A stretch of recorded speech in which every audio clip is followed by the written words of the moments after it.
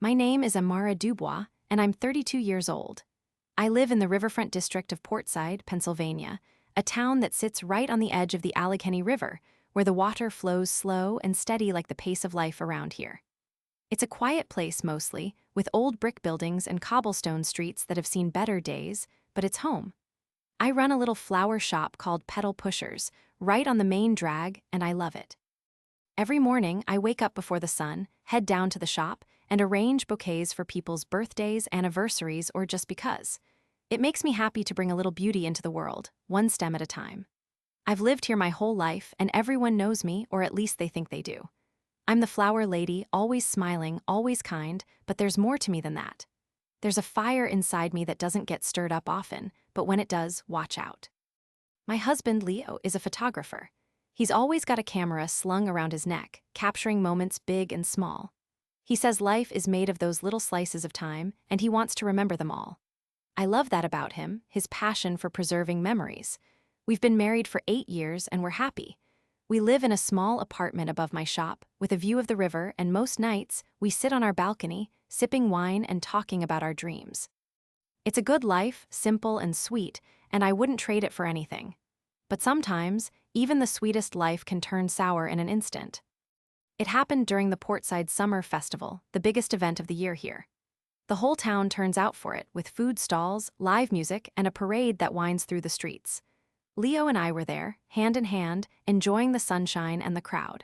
He was taking pictures left and right, as usual, snapping shots of the floats, the kids with their faces painted, and me, always me, smiling and waving like a fool. I had my favorite purse with me, a little leather crossbody that Leo gave me for our anniversary. It had my phone, my wallet with all my cards and cash, and a small, framed photo of my mom, who passed away when I was a kid. That photo was everything to me, the only thing I had left of her. We ran into my friend, Chloe, who was walking in the parade with her dance group. I called out to her, and Leo lifted his camera to capture the moment. I remember feeling so happy, so alive, surrounded by the music and the laughter.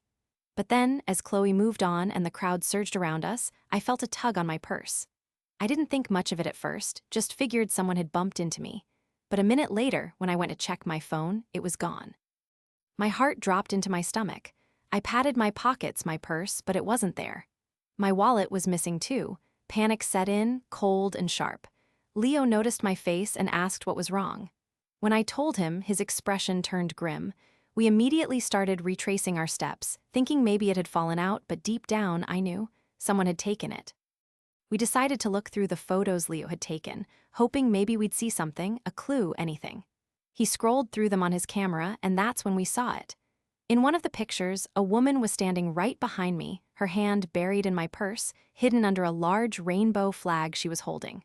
She had a smirk on her face, like she'd just won the lottery. I felt a hot rush of anger. This wasn't an accident, it was deliberate. She had targeted me, stolen from me, taken things that meant more to me than just money. Leo's jaw tightened, and he squeezed my hand. "We're going to find her," he said, his voice low and determined. We split up with some friends who were with us, Chloe and her boyfriend, Mark, and another couple, Sarah and Ben. There were 6 of us in total, and we fanned out through the crowd, eyes peeled for that woman with the flag. The festival was packed, thousands of people milling about, and it felt like looking for a needle in a haystack. But we were determined. I felt a burning need to get my things back, especially that photo of my mom. It was irreplaceable. We searched for what felt like hours, my hope dwindling with every passing minute. Just when I was about to give up, Mark shouted from across the street. He'd spotted her, near the riverfront stage, still holding that stupid flag. We converged on her, trying not to spook her, and called the police. Thankfully, there were officers everywhere patrolling the festival. We showed them the photo on Leo's camera, and their eyes widened. They couldn't believe it either. We pointed her out, and they approached her calmly. She tried to play innocent, but when they showed her the evidence, her face fell. They questioned her right there, and she admitted to taking my stuff but claimed she didn't have it on her. She said she'd passed it off to someone else, a guy named Jake, who was supposed to meet her later.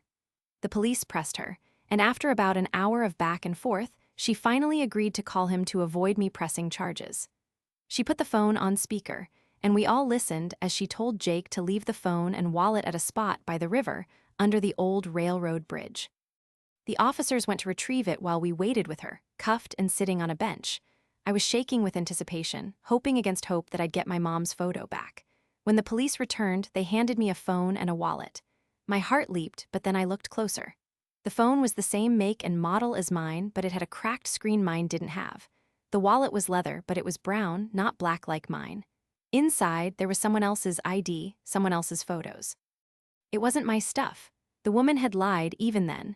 She'd called Jake and told him to plant someone else's stolen goods, probably to protect herself or him. The police were furious. They arrested her on the spot for theft and obstruction and took her away.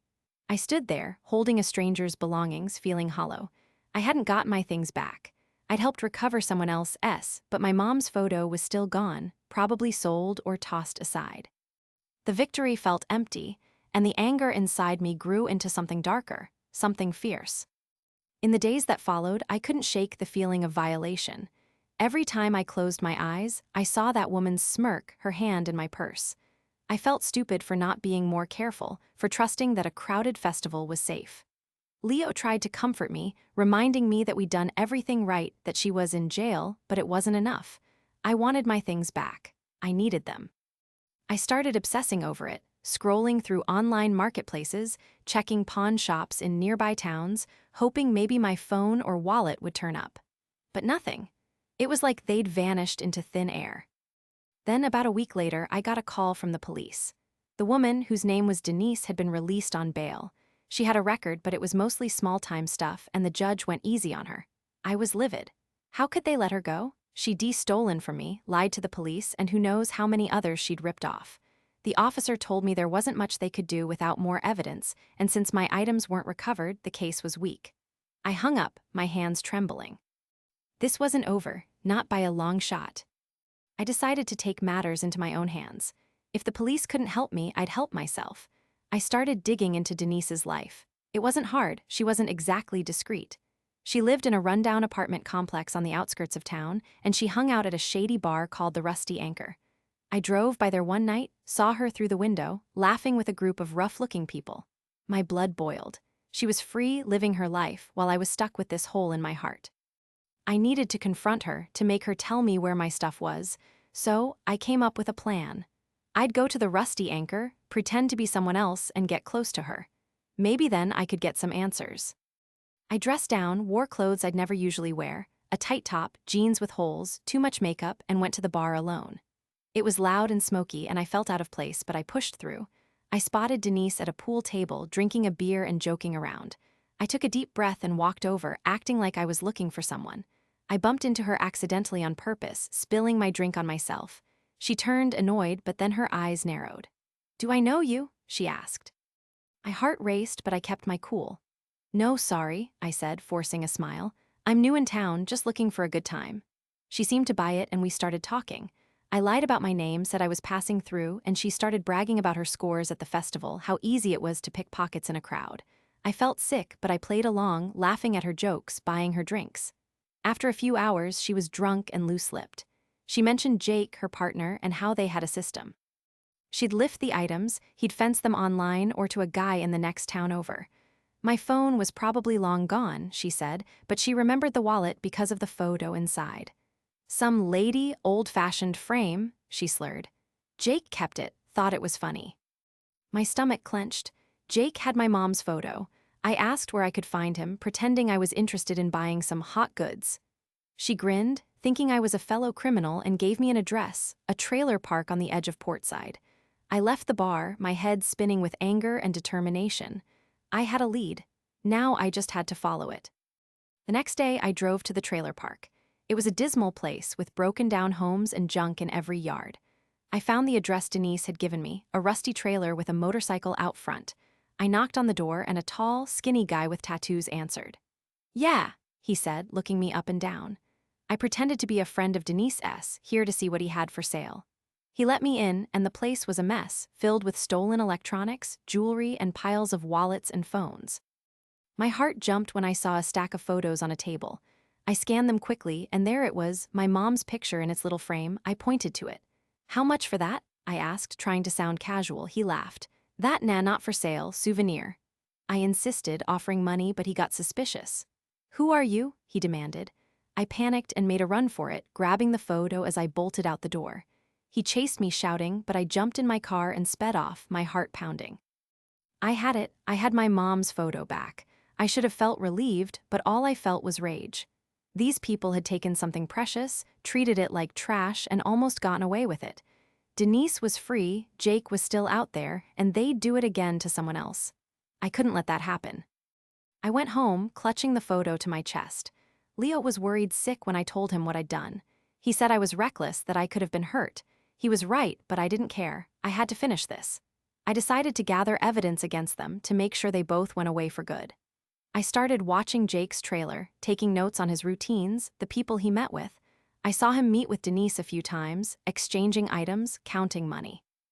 I took pictures with a telephoto lens Leo lent me, building a case. But I wanted more. I wanted to catch them in the act. I learned that they were planning a hit at the upcoming county fair, a big event with crowds similar to the festival. It was perfect. I told the police everything I had, but they said without concrete proof, they couldn't do much. They advised me to stay out of it, but I couldn't. I had to be there. On the day of the fair, I positioned myself near the entrance, camera ready. Sure enough, I saw Denise and Jake working the crowd, her with a flag again, him lurking nearby.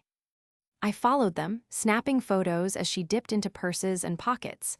I got clear shots of her stealing a wallet from an elderly man, a phone from a teenager. I had them. I called the police, giving them my location, and they said they'd send units. But then things went wrong. Jake spotted me. He recognized me from the trailer park and came at me angry. "You again?" he yelled, grabbing for my camera. I struggled, shouting for help, but the crowd was too loud. Denise saw us and joined in, trying to wrestle the camera away. In the chaos, they managed to get it and ran, disappearing into the throng. I was left, shaken and defeated. They had my evidence and they knew who I was. I'd blown it. The police arrived too late, and without the camera, they had nothing. I went home that night, feeling lower than I ever had. Leo held me, but I felt numb. I'd tried to do the right thing and I'd failed. Worse, I'd put myself in danger, and now those criminals knew where I lived, what I looked like. I was terrified they'd come after me. A few days passed and nothing happened. I started to relax, thinking maybe they'd let it go. But then, one night, I heard a crash outside my shop. I looked out the window and saw someone running away. Downstairs, the front window of pedal pushers was shattered and spray-painted on the wall were the words "back off." I knew it was them. They were warning me. I called the police again, but they said it was just vandalism, hard to prove who did it. I felt trapped, scared in my own home. Leo wanted to move, to leave Portside, but I refused. This was my town, my life. I wouldn't be driven out by thieves and bullies, but I didn't know what to do. I'd hit rock bottom, certain that I'd lost for good, that they'd won. Then I remembered something. When I'd grabbed my mom's photo from Jake's trailer, I'd also snatched a few other things in my panic, a couple of phones and a wallet. I'd been so focused on the photo that I'd stuffed them in my pocket and forgotten about them. I pulled them out now, looking them over. One of the phones was locked, but the wallet had an ID inside, a woman's name, address, and credit cards. An idea began to form. If I could return these items to their owners, maybe they'd help me. Maybe together, we could build a case against Denise and Jake. I spent the next few days tracking down the owners. It wasn't easy, but I managed to find 2 people who'd been robbed at the festival. They were grateful to get their things back, and when I told them my story, they were angry too. They agreed to help me. We devised a plan. The county fair was still going on for another weekend, and we knew Denise and Jake would be there again. This time, we'd be ready. We got the police on board, promising we had solid evidence this time. I wouldn't be alone, I'd have a team. On the day, we stationed ourselves around the fairgrounds, with undercover officers mixed in the crowd. I carried a hidden camera, and my new friends acted as spotters. It didn't take long for Denise and Jake to show up, confident and cocky. They started their routine, but this time we were watching every move.